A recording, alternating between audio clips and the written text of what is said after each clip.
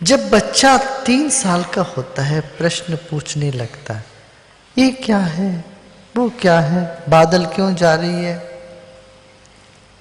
सूरज कहां डूब रहे, डूब के कहां जाएगा, क्या है प्रश्न पहला। और सब चीजों को जानने की दिलचस्पी होती, ये क्या है, वो कौन है, ये क्यों ऐसा हुआ है।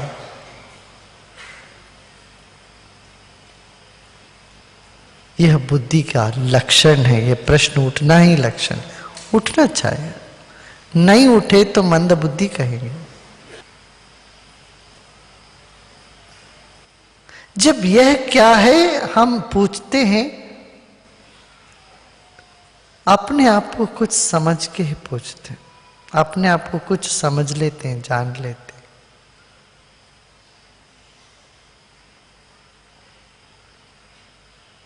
कोई पूछे तुमसे तुम कौन हो, तुम्हारे पास पक्का उत्तर है। सबसे पहले अपना नाम बोलोगे और फलाने के पुत्र बोलोगे या पुत्री बोलोगे, या तुम क्या काम कर रहे हो तुम वो बोलोगे, तुम्हारे जाति बोलोगे, धर्म बोलोगे, किस राष्ट्र के तुम हो ये बोलोगे, तुम क्या कर रहे हो ये बोलते हो, तुम कौन हो ये तो नहीं बोलते। ये क्या है, ये दुनिया के बारे में जानकारी लेना ये पहला है, मगर हम वहीं मर जाते हैं। आगे मैं कौन हूं ये अंतिम प्रश्न पूछने जाते ही नहीं। जीवन का सबसे पहला प्रश्न ये क्या है और अंतिम प्रश्न मैं कौन हूं। सारा जीवन इस 2 प्रश्न के बीच में है और इस बीच में कई प्रश्न उठते हैं और गिरते हैं। इस दुनिया की यात्रा हमने शुरू करी यह क्या है पूछते, और मैं कौन हूं पूछते ही यहां की यात्रा समाप्त होती है, अध्यात्म यात्रा शुरू हो जाती है।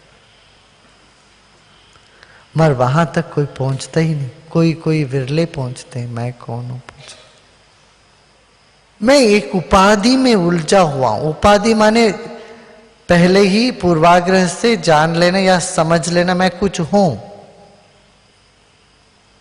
जब मैं कुछ हूं, मैं जानता हूं, तो पूछूं क्यों मैं कौन हूं। तो मैं फलाना हूं, इस नाम का हूं, इस गांव का हूं, इस शहर का हूं या इस देश का हूं, हो गया, जान ही लिया मैं कौन हूं।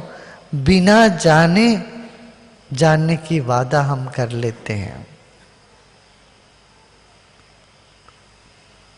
तब जानने की चेष्टा नहीं होगी। इसी को उपाधि कहते हैं। उपाधि माने अपने आप को कुछ समझ बैठना।